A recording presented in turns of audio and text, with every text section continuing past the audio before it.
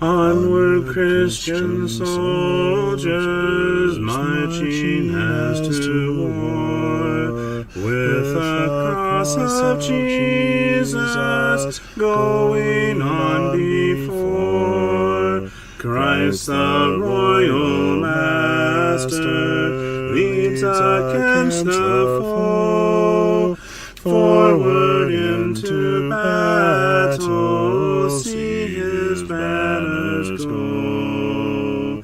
Onward, Christian soldiers, marching as to war, with the cross of Jesus going on before. Oh, for a faith that will not shrink, though pressed by every foe, that will not tremble on the brink of any earthly woe, that will not murmur or complain beneath a chastening rod, but in the hour of grief or pain will lean upon its God.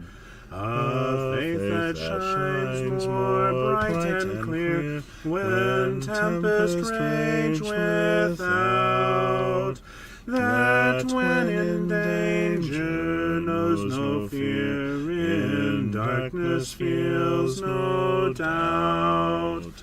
Lord, give us such a faith as this, and then whatever may come, we'll taste and hear the hallowed bliss of an eternal home. A charge to keep I have, a God to glorify, a never-dying soul to save, and fitted for the sky, to serve the present age, my calling to fulfill.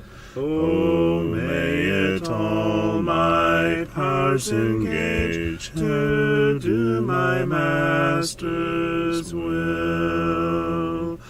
Arm me with jealous care, as in thy sight to live, and O thy servant, Lord, prepare a strict account to give. Help me to watch and pray, and on thyself rely, assured if I my trust betray, I shall forever die. Rise up, O men of God, have done with lesser things, give heart and mind and soul and strength to serve the King of Kings. Rise up, O men of God, his kingdom tarries long. Bring in the day of brotherhood and end the night of wrong. Rise up, O men of God, the church for you doth wait, her strength unequal to her task. Rise up and make her great. Lift high the cross of Christ, tread where his feet have trod, as brothers of the Son of Man. Rise up, O men of God.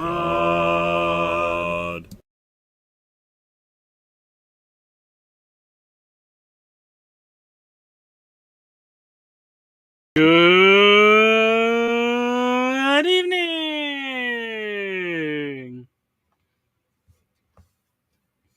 Let's edify the saints with professionalism's iron shenanigans.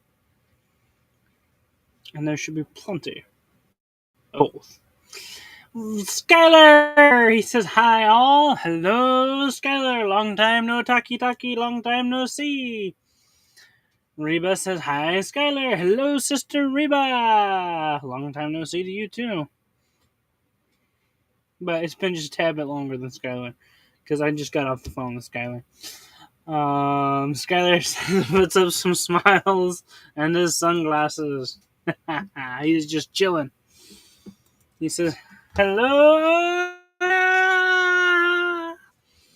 In that exact tone. I know. That's exactly how he says it. Hello, Reba. She says, hi, Oshia. And Reba says our mantra for the day, motto. Anyways, Fun Friday! Hooray!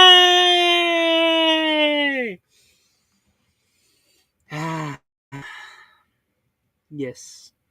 It has been a good Fun Friday here.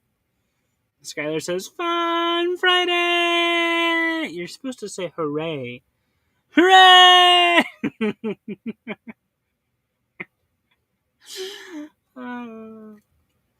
So, as many of you already know, CJ has decided to abandon us. So we are supervisorless. We don't have a task map.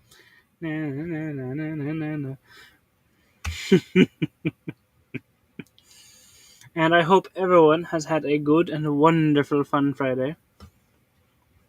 I know Skylar has. He said he did. I doubt he'll change his mind. But how is Reba doing? Inquirers wish to know.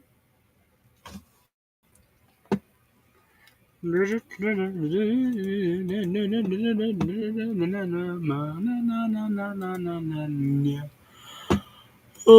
let's see here.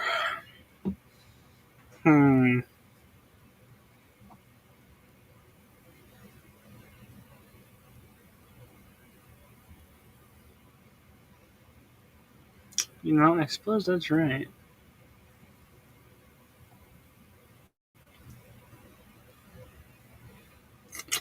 It is right.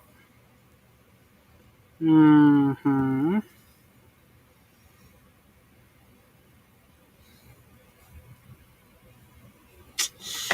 Wonder if there's a way I can retrieve that. Anyways. Reba says, yes! Skylar's laughing. Anna says, hooray! Skylar says, I did. Amen. Amen. Skylar had a great day. Reba says, hi, Anna. And she also says she's doing great. To which Skylar says, yay! And to which I say, yay!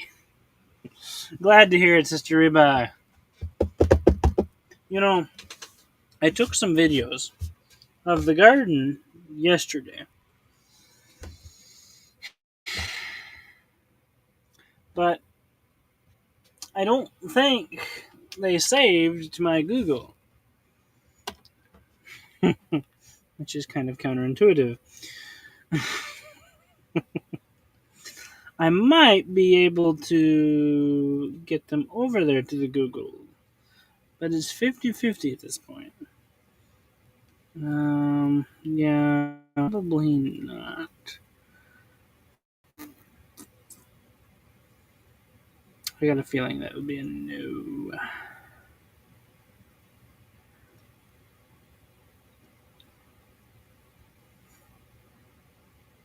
Huh? Ooh-hoo-hoo. I got that. And oh no, wrong button. I did get one. Can I get the other one to show up?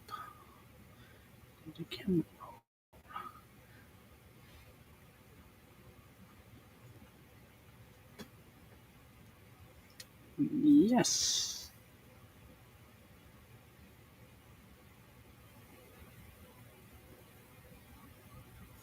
Okay, so now that it's been saved to camera roll, here's the tricky part. Sometimes there's a delay between your phone's Google and um,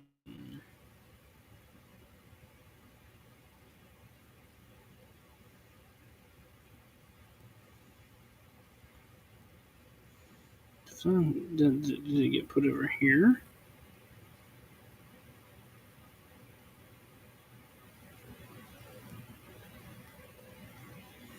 Oh, there it is. Yay. Yay. That's good.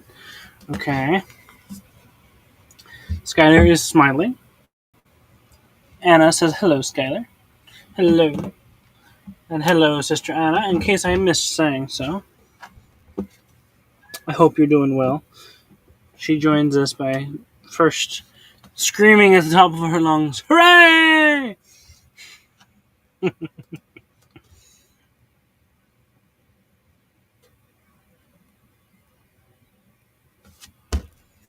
Yeah. Okay. So that's the case. It ends up there. Okay. Is it here? We want to know. We want to know. Yes. Okay. So yeah, it's going to have to update to Google.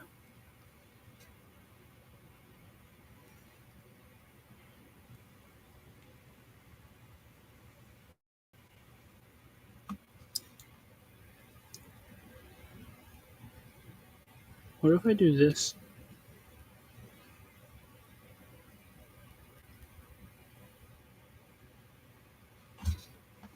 Okay. Is it here? Yes, I have a way of doing it.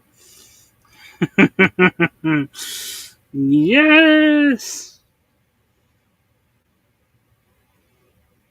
Perfect. So, in theory, this means that.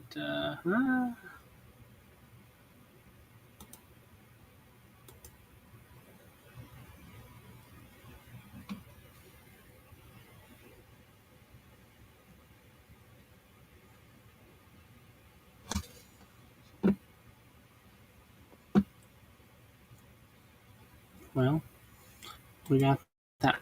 Ah, they're there. Now they're both there. Mission has been successful. The garden updates have been moved. Haha. I like it when things go. I love when a plan comes together. Skylar says he was there yesterday, but he didn't look at the garden. Yeah. And Anna. So, hello, Anna. Sam! Good morning, Sam. So, that's the wrong button. Now, uh,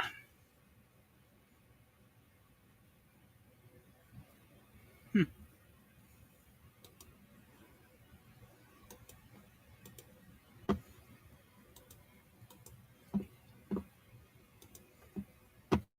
quick videos. I didn't get to detail the whole garden, unfortunately, just kind of the front part of the garden. But,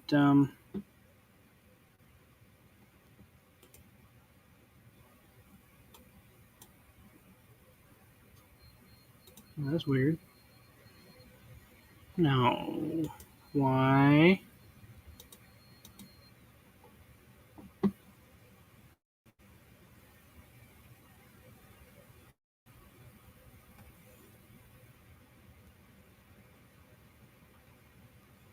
You mean I come to the garden alone, Sam?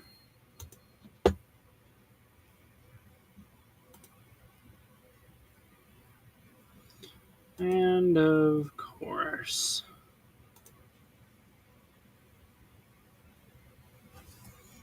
So what happens if I move them out of archive?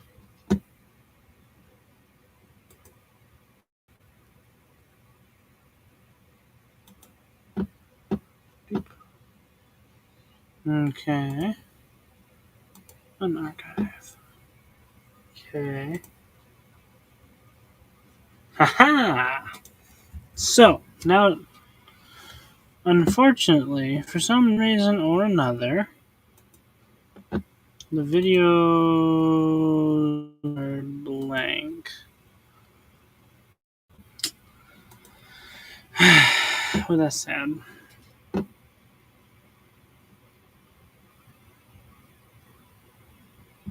Anyways, I guess I'll just have to tell you about it.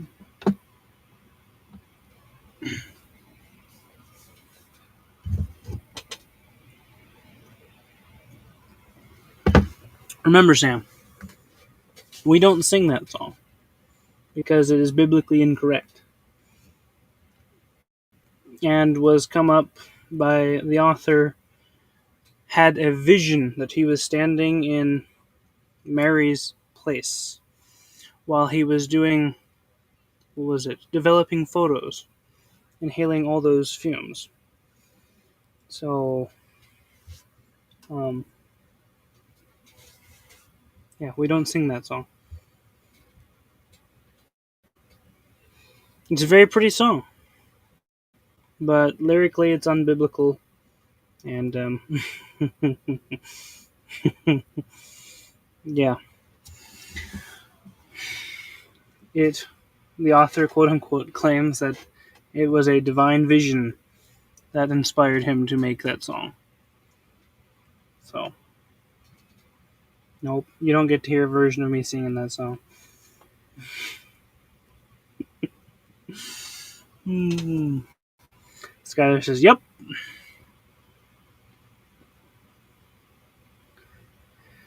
So my tomatoes are setting on, doing real nicely. I do wish I had photos, but the onions are starting to fall over, and they're getting ready to be harvested. So they've reached a good size, um, about my fist size. Some of them, the larger ones. So that's about the biggest I've ever grown onions. Yeah, no problem, Sam. I figured. No biggie. It happens.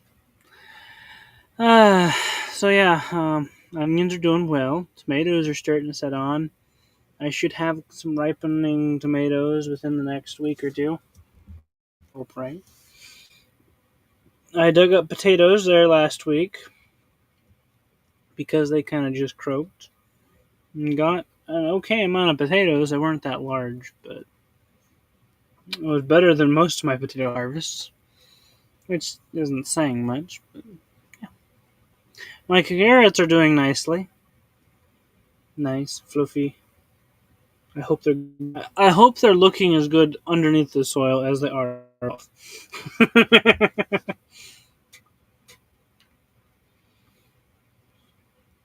So yes, working around the cabbage. Cabbage is coming along nicely. I need to um, hit it with some vitamin B3 to get the cabbage moths off of it.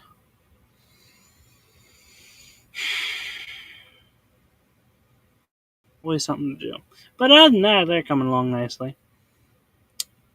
My field of radishes has gone to seed and is preparing for next year. My okra is getting close on to knee high, so before too long, give it about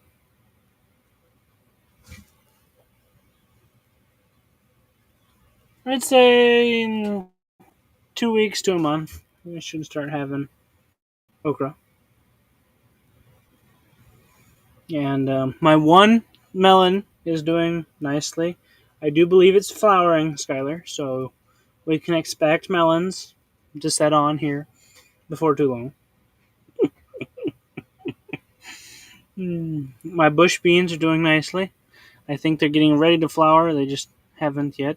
My pole beans have flowered, so we should be seeing those here also before too long. The squash is doing great. We have already harvested 5 summer squashes. As many of y'all have seen, Dad has showed some of them off. So That's about it. And I harvested a couple cucumbers, the first cucumbers of the year, here last week. So that's the garden update. Wish the kohlrabi would do better. It's just so hard for brassicas when it gets hot. Just so hard on them. The poor guys. Makes me feel sorry for them. But I wish they'd get on there on the ball.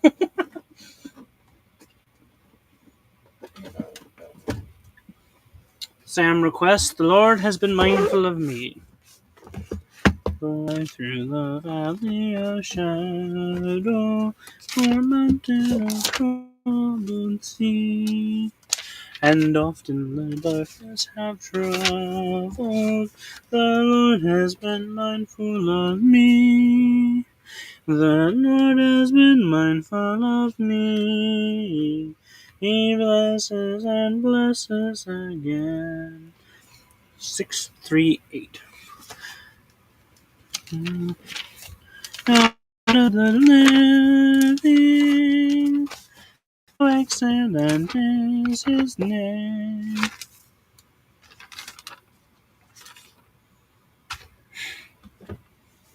That's such a classic. Every time I want to sing this song. Oh man. That's a bummer. That's right. This book is missing those couple pages. It's had a hard life. We go from 34, the Great Physician, all the way to 640.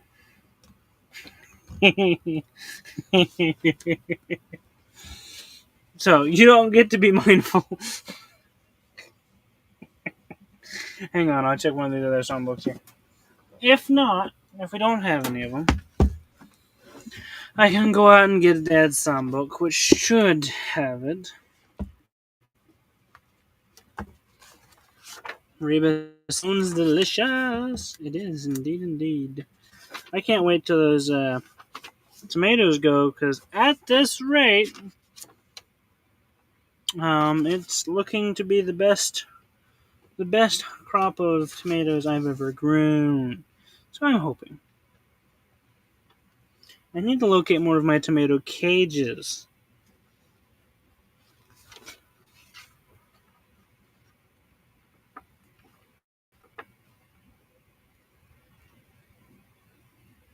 Aha, 557 in this book. You might get it after all, Sam.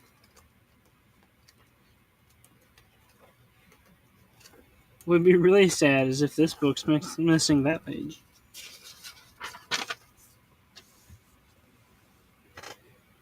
There we are. 557. We got 2 verses today.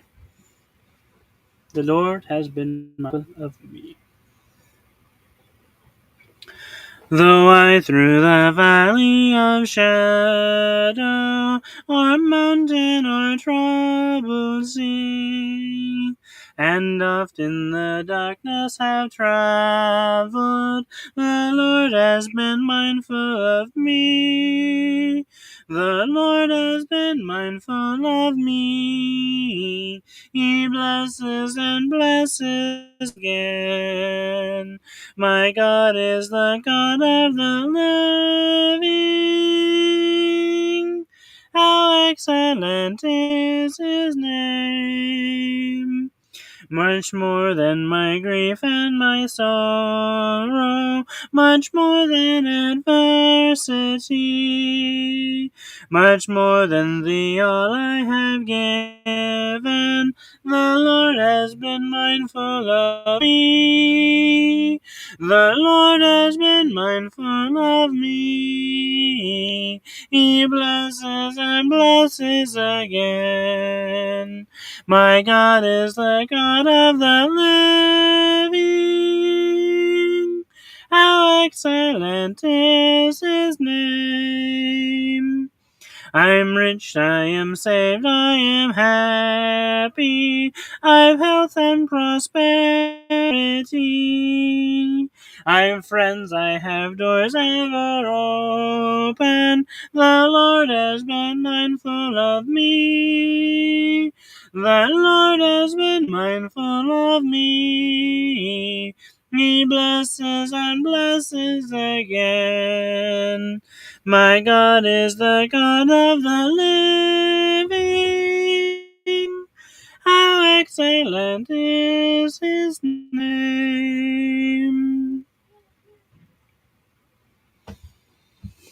There you go, Sam. Yes.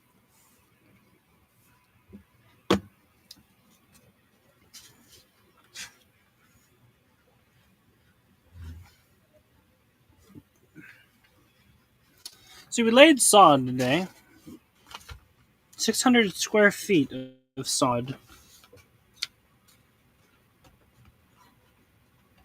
And so I'm hoping that it does, in fact, have a nice, lovely rainstorm tonight. And that way it waters all that sod in, and everything's happy-go-lucky.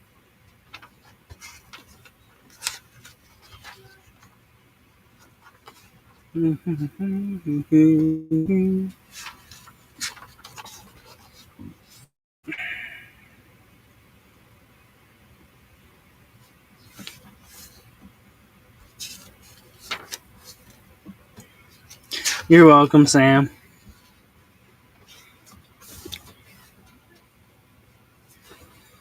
While I'm in this book, take a tiptoe through it.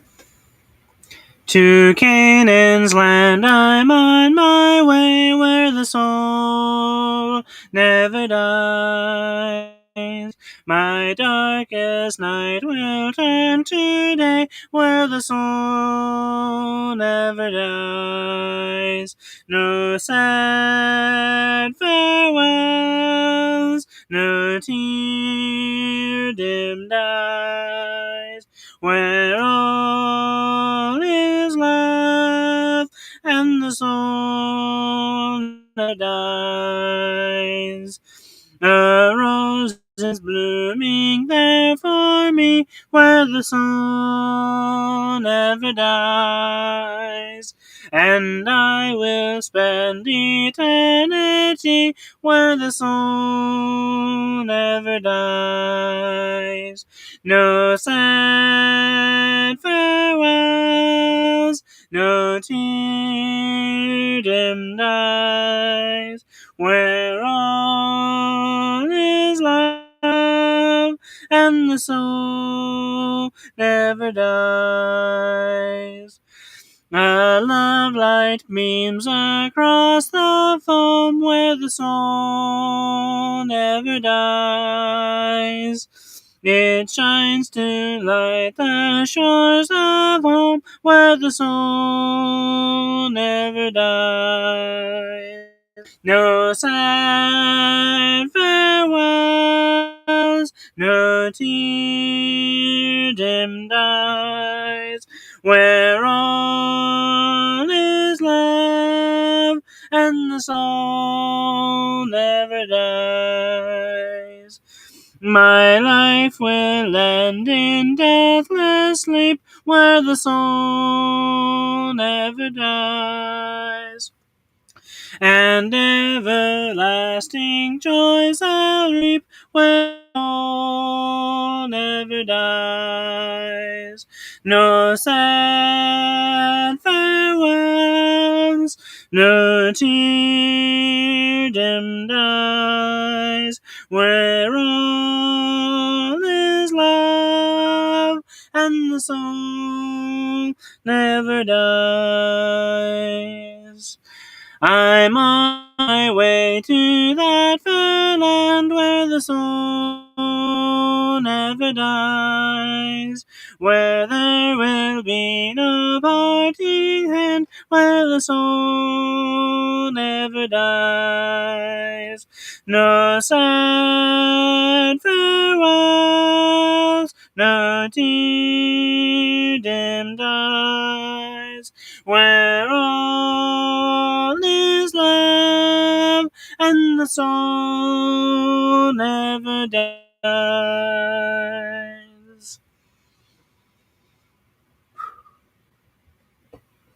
Anna says agreed. Thank you.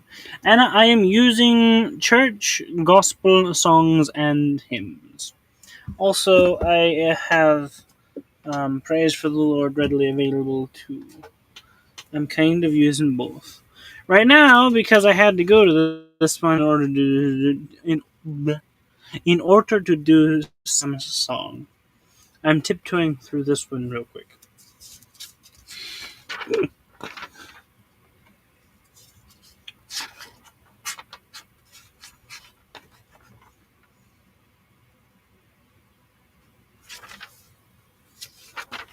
You're welcome, sister. Thank you.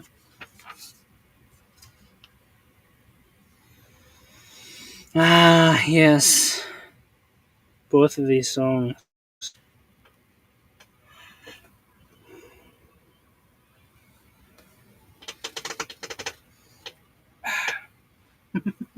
CJ's missing all the fun. Do da do da. Do da da.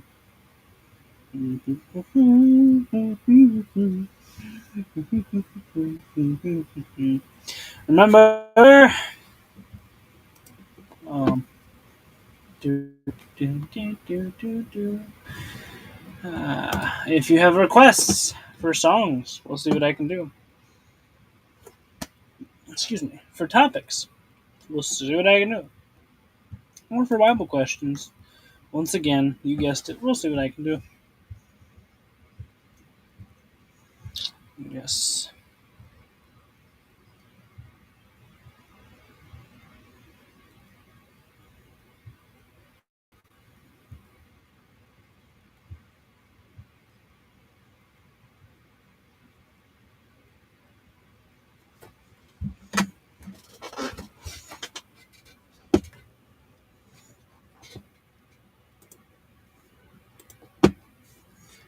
Alright. You know, I may be able to give you that much of a garden update. But I should be able to.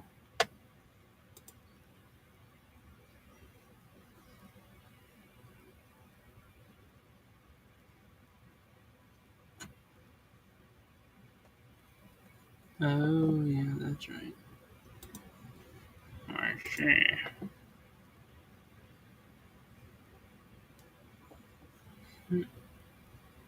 That's a classic. Anywho.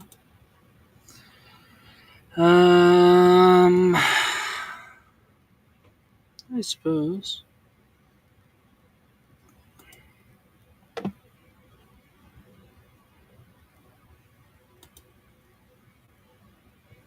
Yeah, that's a good place to start.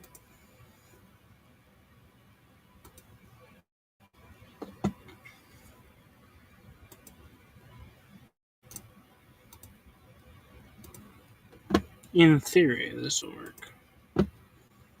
So,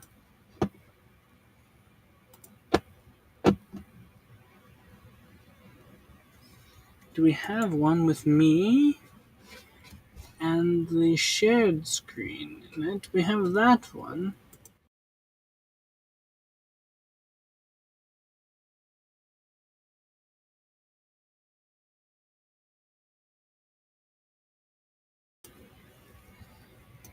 We do. Hmm.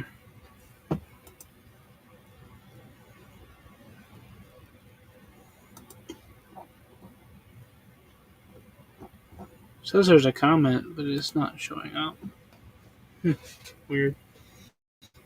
Oh, okay. Oh, yeah, that's right. That's what happened. So, like I said earlier, we laid in sod, 600 square feet of sod. So, here's a tad bit look at some of these rules. That is very clear. And us installing it. And um,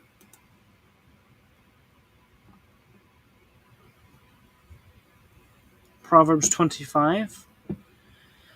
Well, I suppose I can skim through there and kind of throw out some notes.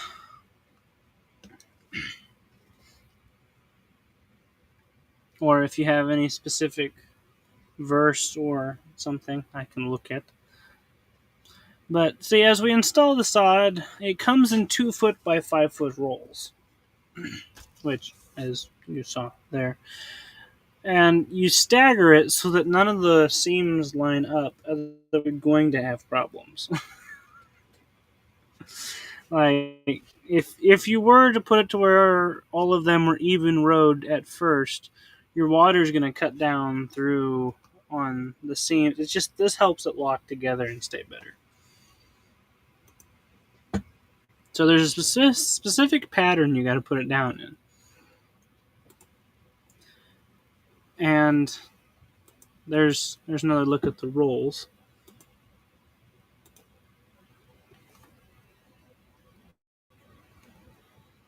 Sam used to lay grass for a living. Yeah, they have these big, beautiful machines now that one man can operate and drive, and it just cuts them, rolls them up, and puts them all on a pallet at the same time. It was amazing to watch because we went down to the grass field and picked it up fresh, right on. Of course, we're using the smaller size, the 2x5, but they have big rolls of sod that you need a skid loader to install. But that only works for certain areas, and this is not one of them. So yeah, we laid sod. Then let's forward in time. This is kind of the completed project. We got the hill done.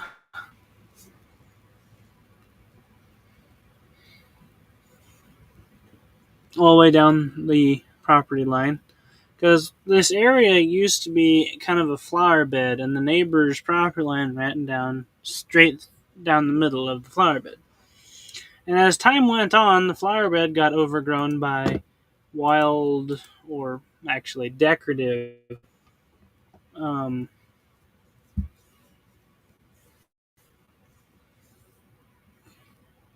basically flowering onions, for anyone wondering. Basically flowering onions. And these onions spread and spread and spread and spread some more. And the neighbor kind of wasn't liking that so much. And they started having these wild onions pop up in flower beds all around their house. And they weren't taking to that too kindly. So they approached the people we're working for who own the majority of the flower bed and said, hey, can you get rid of the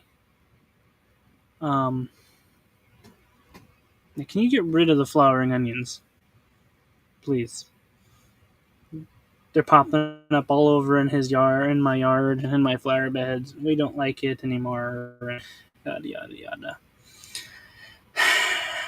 And from what I understand, they offered to pay, for their half of the flower bed. So they said okay. So that's where we got the call. Yeah. And so on their half, because they wanted it, kind of simple, and what we did is first of all, we rented a sod cutter and we cut all the wild onions off, and we took the top 2 inches of dirt that they were growing in, scooped it up, and hauled it away. So that gets rid of any of the seeds that are in that top layer of dirt. The majority of the root systems are gone, and so that really holds the onions back. And then on this neighbor's side of the property, we made his half of the flower bed into sod for him so that he can have it and mow it and be happy and not worry about flowering onions. And as for the people we're working for, who on the other half, see, it was their dad that kind of designed this hill slope, and he hauled in, I guess, 8 truckloads of nice, rich topsoil. and designed it all. And when he started it, I guess he had some of those flowering onions, but he also had a lot of crown vetch to hold the hillside. And there are some irises that he planted from their farm place where the people were working for grew up. Yeah. And so this flower bed is kind of sentimental to them. You know, their dad built it and made it and planted all their stuff here. So we got to. They asked us to plant more vetch on the remaining hillside after we've taken away all the onions. To plant more vetch as a cover crop, you know, and it can grow and seed. Put it in thick. So we're going to. We're buying bulk seed. And then they would like us to sift through the irises that remain, pull out any of the onion bulbs, keep the iris bulbs, or tubers, whatever you want to call them, and plant the irises back. Because they're their dad's irises. So we have that. So the rest of the flower bed that doesn't have sod on it is going to become crown vetch and irises, really. So there you go. That whole patch right there, we laid down.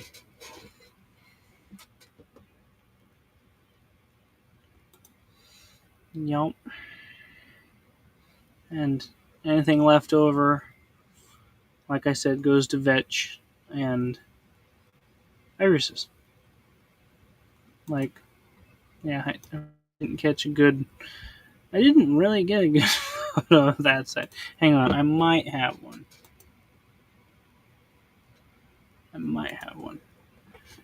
Sam says, Anna says, that's amazing to me.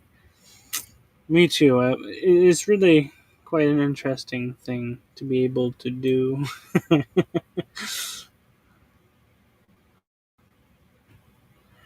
And Sam says, I like onions. I like onions too. I didn't have a problem with them, but there was the neighbors, I know, right? Okay.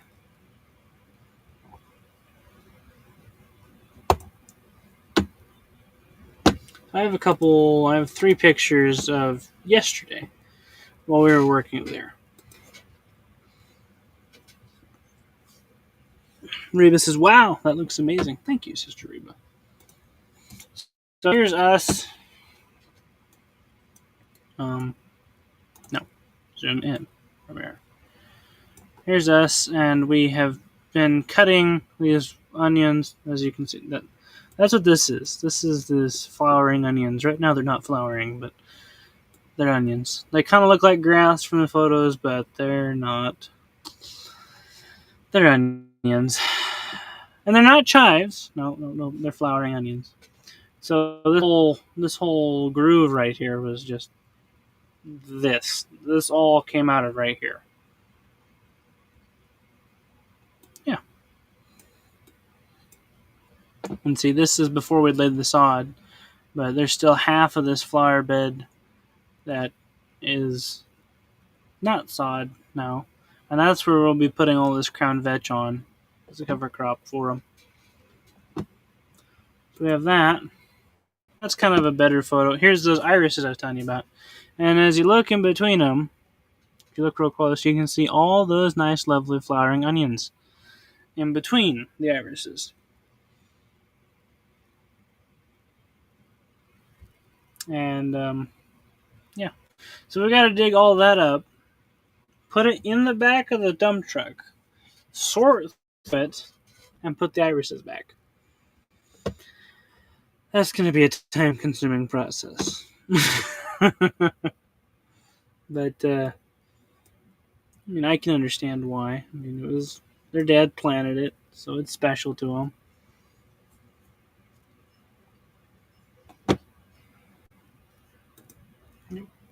Then we dug. You really can't tell. It was a poor angle to take this photo from, but wow, you really cannot tell. Where this leaf is at is actually the culvert.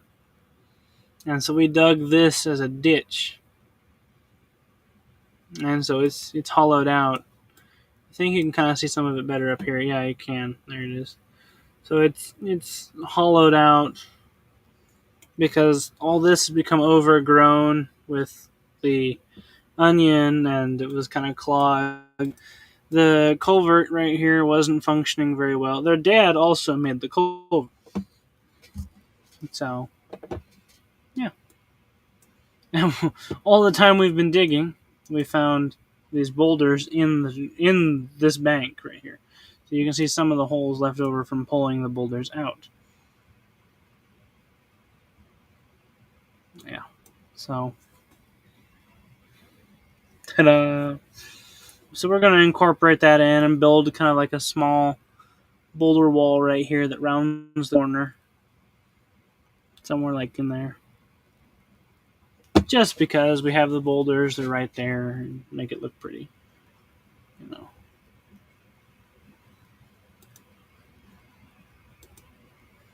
Yeah. So that was before.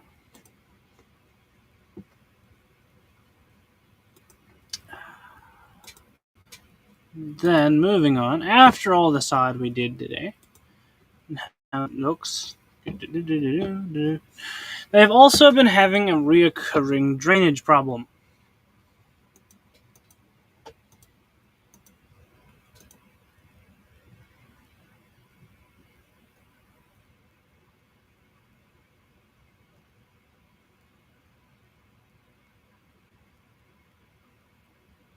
No, I mean by hand. You're going to have to sift through it by hand. Examine the clump, pull out any onion. Yeah. We can't sift it, unfortunately. But I meant, sift through it as in pick through it. Yeah. So. But they've been having a reoccurring drain problem.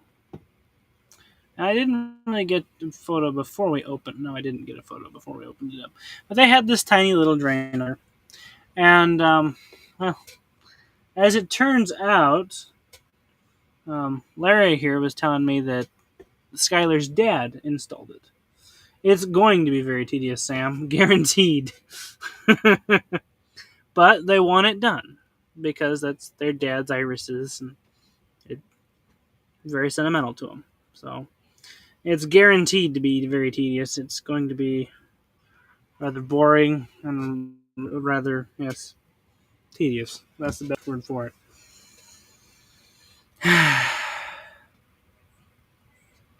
So, anyways, so Larry here was saying that Skylar's dad installed the drain, but I sent a picture to Skylar, and he's like, "Yep, I installed that."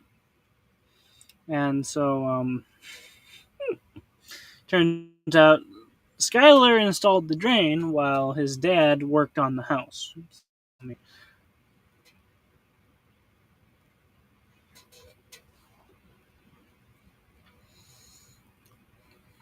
Yeah.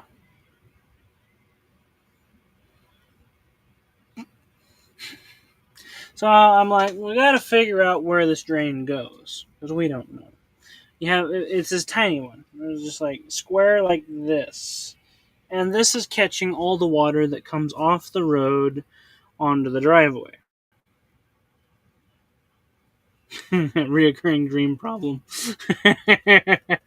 Drain. Pardon my Midwestern accent. Drain problem.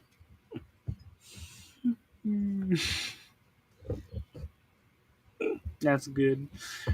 I mean, they could be having a reoccurring dream problem, but there's not much we can do to fix that.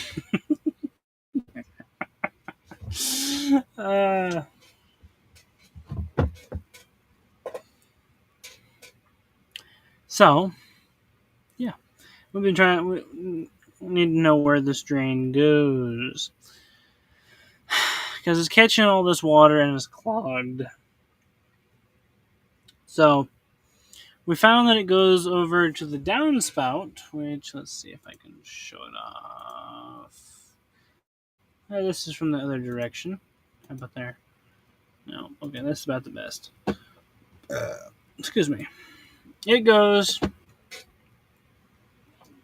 to this downspout, and we disconnected it here so we could run water through to check, and yada yada yada. Anyways, and we found that when you put water down this downspout, that it, funnily enough, comes up here. It comes up the drain. And when you put water down the drain, if you wait long enough, it'll come up the downspout.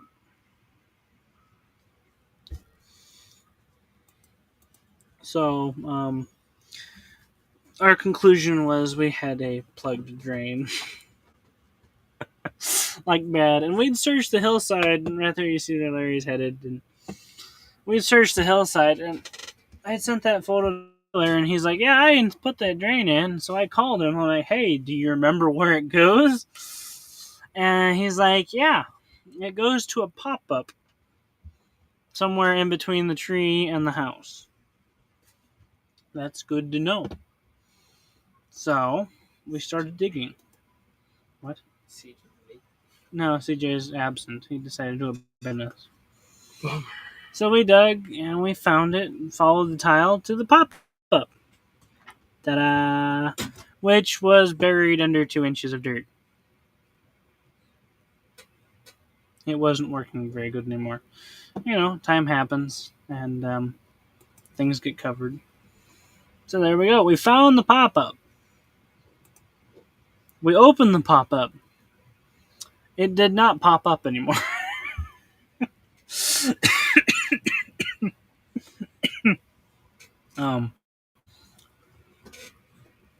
It was clogged, as you can see here.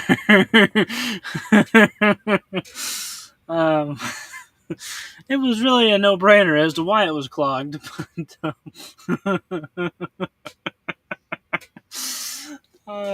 it was just full of dirt off the driveway and the roof. The roof shingle grit comes down the downspout and into here.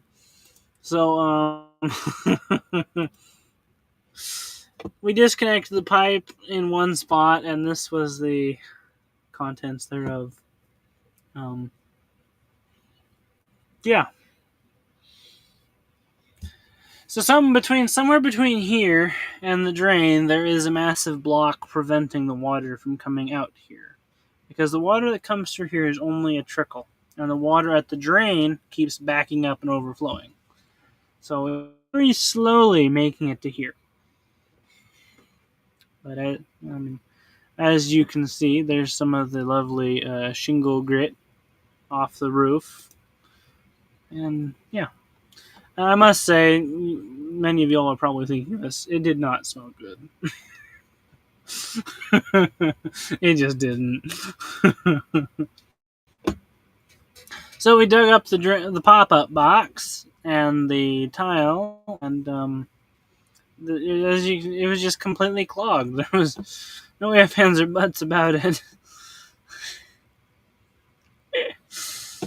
So yeah, thanks to Skylar's info, we were able to find the pop-up box rather easily, thankfully. And yeah, so that was my day. We pretty much told them how everything was going and where we were at, what we were going to do next, and told them we'll see them next week sometime. I mean, the drain's clogged. It's not working, so we didn't leave it in any worse condition than what it was. And actually, we cut a groove on top, which I don't have a picture to show you. We cut a groove on top of the drain pipe, so the water that comes down the driveway, if it overflows the drain, can run over into the groove, go down this little channel along the front of the house and around the corner of the house and into the yard. So, yeah. That was my day. I got to play with sod and dig up tile.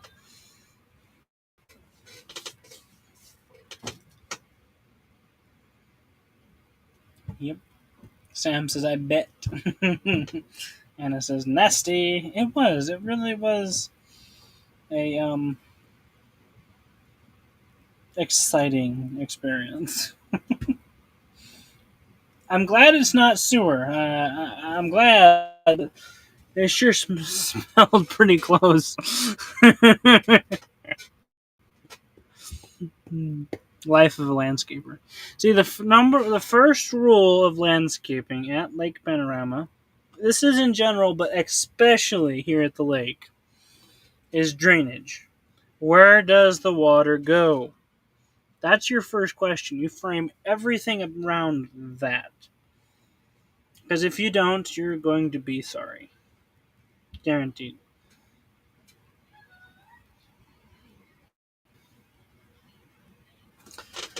So, yeah.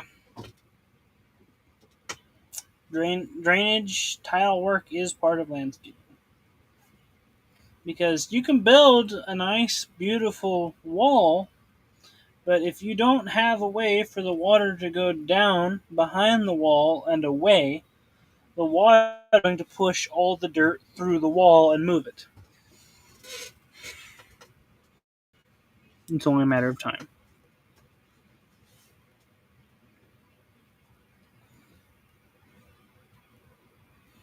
And of course, then, another one is you got to get the water away from the house, because if it sits around the house, it's going to ruin the foundation.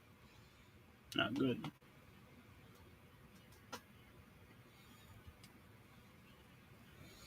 Sam says, that's a resourceful day. It was. Anna says, oh, gross, I would be sick. Yeah. So, we basically told them, long story short, is we need to replace the tile between there and the drain. It's clogged. It's done.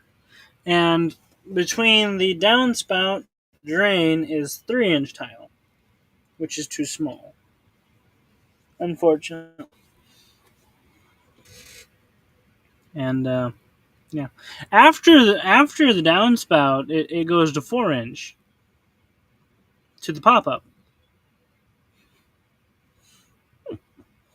and that's a lot better. As you can see, that wasn't completely clogged. It still had half or more of it available, but the stuff that's 3-inch is completely clogged. You know, and Skylar put this in approximately between 10 to 8 years ago. So it's been there a good while. It's done a good job. But, another rule of landscaping is there's no such thing as no maintenance. Everything has to be maintained. There's light or minimal maintenance, but there's no such thing as no maintenance. Pop-ups have to be cleaned. If not, they will clog. Drains have to be flushed. If not, they will clog. Yeah. So, unfortunately, these ones didn't get that attention.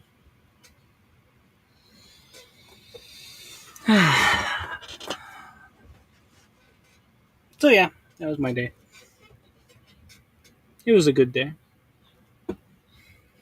That's funny. Drain is what I heard. All right. I'll go over Proverbs 25:15 through 22, I guess, real quick for you there, Sam. Pull it up, see what I can do.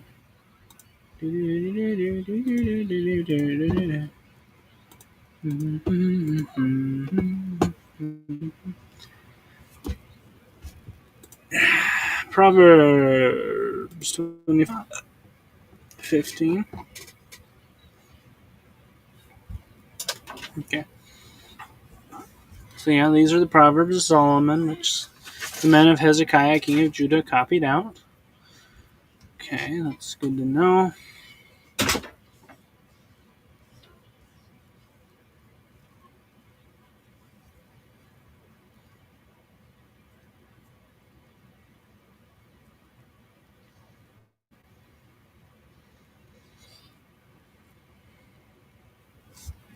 Back up to 14.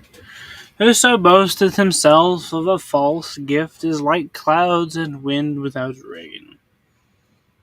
Basically, boasters are pointless. Clouds and wind that don't rain, that's pretty pointless. When it gets all stormy and overcast, but it doesn't rain, it was no benefit. Didn't help. When you see nice clouds and the wind picks up, you kind of hope for rain. Yeah, but if it doesn't come, it's just like, well, that was that was a waste of time. By long forbearing is a prince persuaded, and a soft tongue breaketh the bone. When you wait, when you forbear a long time, when you have your patience around you, you can persuade that prince. You can persuade positions of power. People in high positions can be persuaded or moved with enough time and patience. And a soft tongue breaketh the bone. There's many examples in the Old Testament, especially how, who would it be? Well, I guess one instance would be Ahab and his wife over Naboth's vineyard. She says, "Don't worry about it. I got this covered. Here's what you should do." And by her soft speaking, she basically ended Naboth's life, through deceit and other. A soft tongue, gentle, soft words can still break bone when used maliciously. If you've found honey, eat as much as is sufficient for thee, lest you be filled therewith and vomit it. Eat what you need to. Eat what's sufficient. Till, yeah. Know your limits is another way of putting this one. Eat as much as you need, because too much of a good thing is bad. And honey, it's sweet, it's nice, but if you eat too much, you're gonna vomit. Just like with sugar sickness. Many of us are familiar with you eat too much raw cookie dough. What happens? You get sick. That can even happen. You eat too many cookies, you get sick. But too much of a good thing can be a bad thing. Know your limit.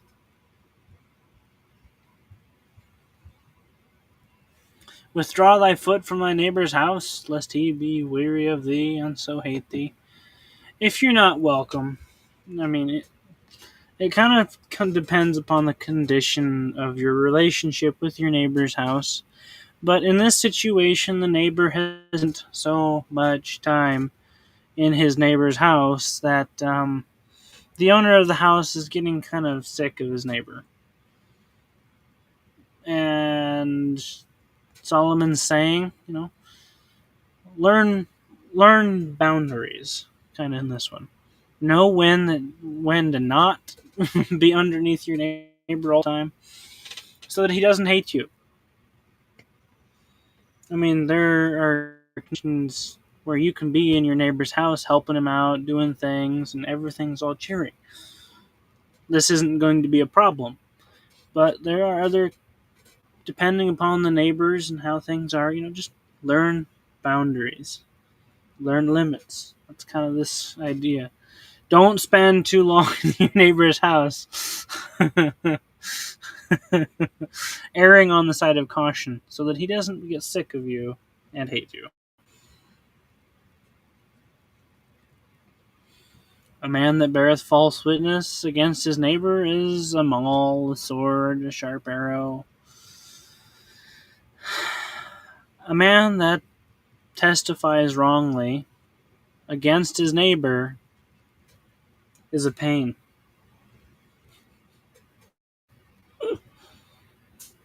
A weapon of destruction. A maul, a sword, a sharp arrow. You know, normally when you're wielding a sword, you're trying to use it outward, against other things. But in this situation, it's kind of like using a sword and it coming back and cutting you for this neighbor here. You know, you kind of like it turns around and comes back at you. So, a man that bears false witness against his neighbor is not pleasant to be around.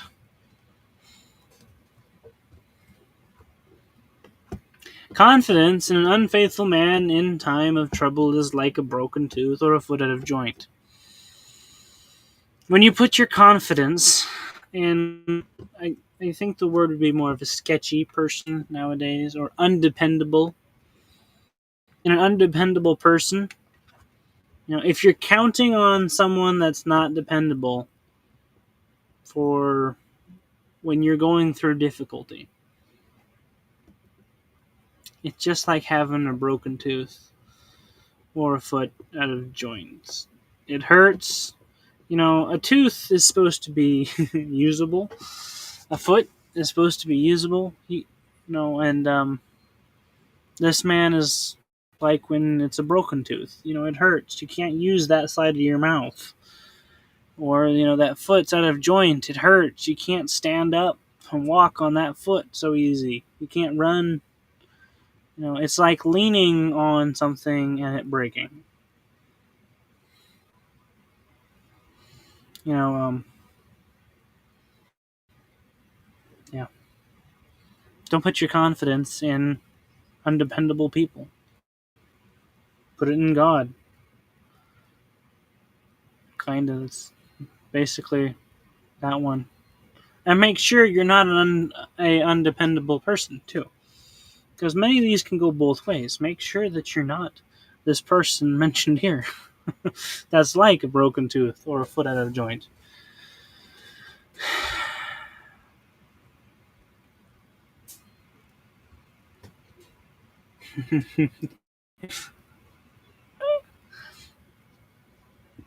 As he that taketh away a garment in cold weather, and as vinegar upon nitre, so is he that singeth songs to a heavy heart.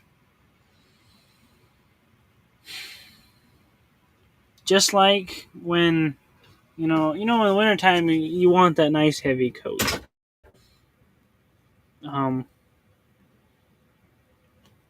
person that's singing, these cheerful songs to someone who is sad, dealing with, say, immense amount of grief. Let's just use that for the heavy heart. Say this guy lost his wife and kids, and you're sitting there singing "Happy Birthday." That's not going to help. It's going to make things worse. It taketh away a garment in cold weather, and as vinegar upon nitre. I wonder what that one is. What's the other way of saying that? Vinegar upon soda. Figured. It causes a reaction, and it's normally aggressive.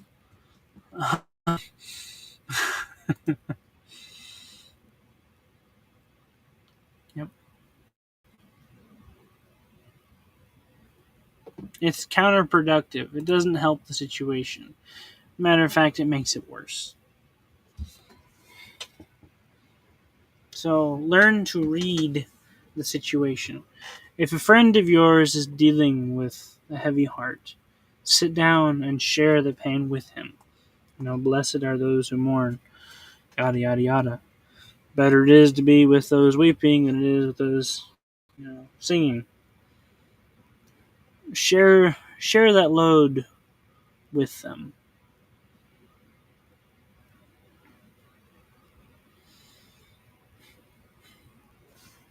If your enemy be hungry, give him bread to eat.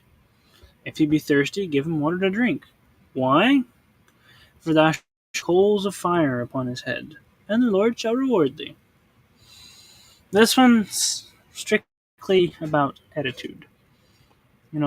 If you have an enemy, someone that is against you, and he needs something, and you have it, give it. Take care of him. Show him the kindness that he wasn't showing you. And the idea is that embarrassment is going to kind of burn at him. He's going to be embarrassed because here he has been mean to you all this time, and you're such a nice person, and you're taking care of him, giving him food, water, and he's been mean this entire time. It's just going to burn at him. He's going to be embarrassed, and hopefully that embarrassment is going to lead to correction, to being better.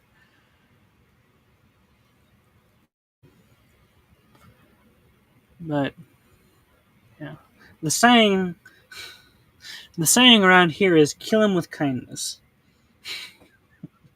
I don't know if that's a a global saying or what. I've just the first time I've ever heard it was up here, and so the only time I've ever heard it was up here. But knowing Larry, he could have got it in Texas too, so I don't know. But the saying is, "Kill him with kindness." Be kind, and let the Lord take care of the rest. Don't return evil for evil.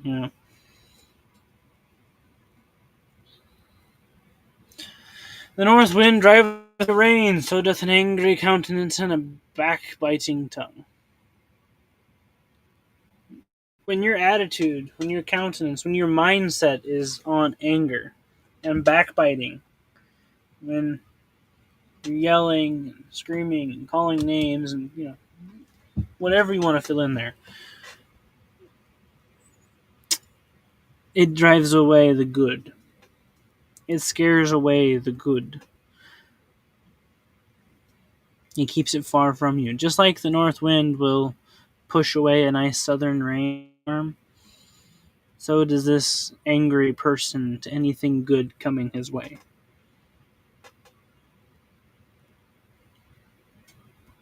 It's better to dwell in the corner of the housetop than with a brawling woman and in a wide house. Of course, this goes either way, brawling man or woman.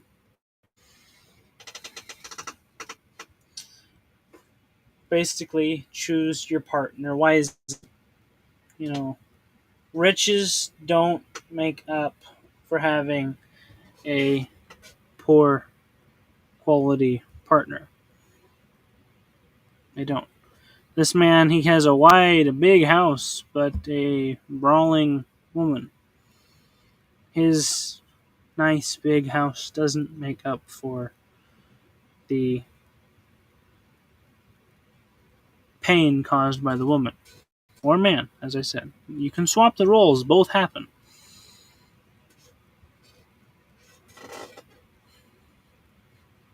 Choose your partner wisely. As cold waters to a thirsty soul, so is good news from a far country.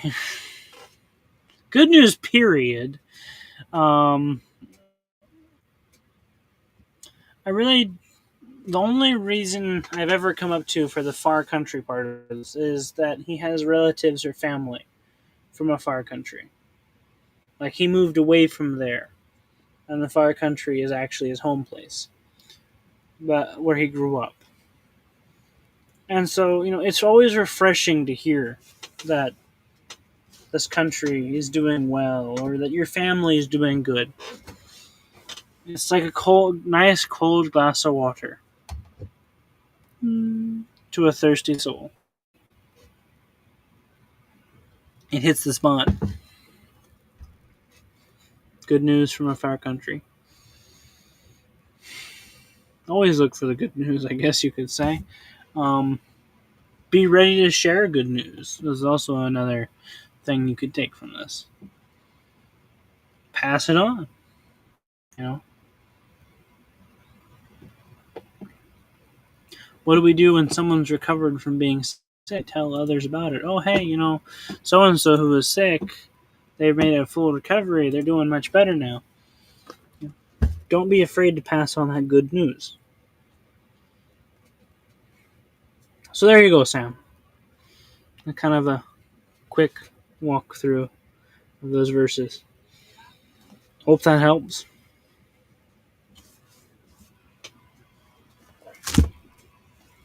And as far as I know, no one has planned tomorrow for me, which means please stand by. Look forward to a noontime nuggets. There should be one. It should happen. So, look at that. We went 15. Nope, 7 minutes over. Oh no, CJ is going to be here any moment.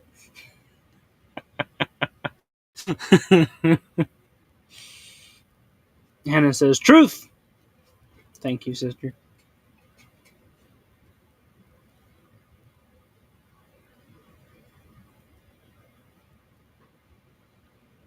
So, yeah.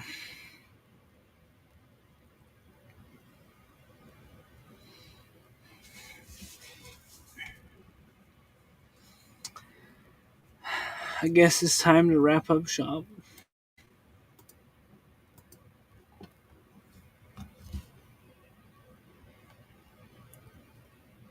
Wake up, Reba!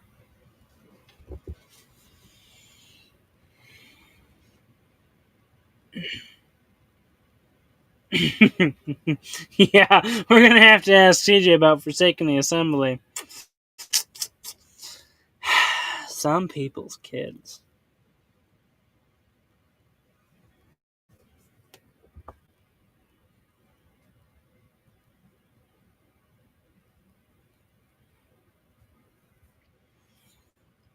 Hey, no problem, Sam.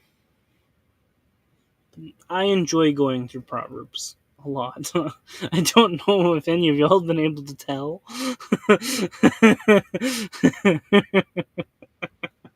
I mean, I don't know if it's been apparent, but it's one of my favorite books. And so, yeah, I'm by no means an expert on the book, but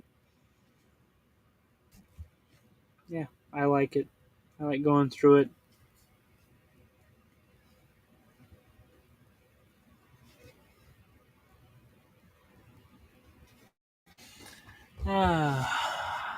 So, yeah, no problem, Sam. Thank you. Reba says, good. I hope I can make it. If not, I'll be there for the replay. Yeah, we know you'll always catch us on the replay if you're not there.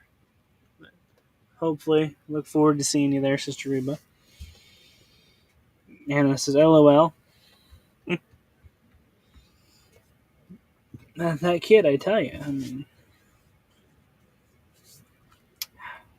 some days. So, you all, being with me here on this beautiful Fun Friday! Hooray! Oh, thank you for the questions, the comments, the song requests.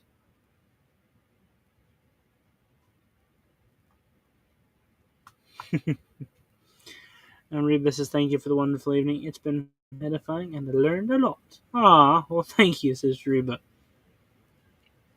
Glad I could help. My pleasure. So, Anna's on the ball. Yes! She says, hooray! She knows. Yes, good job, Anna.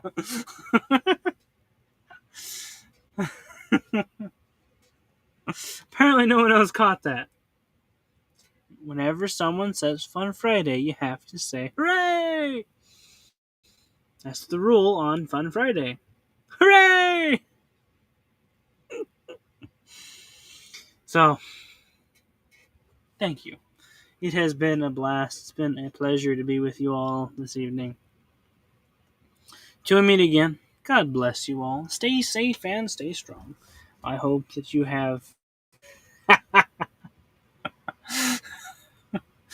I hope you all have been able to have a smile, at least a small portion of the edification that you've given me in your presences here.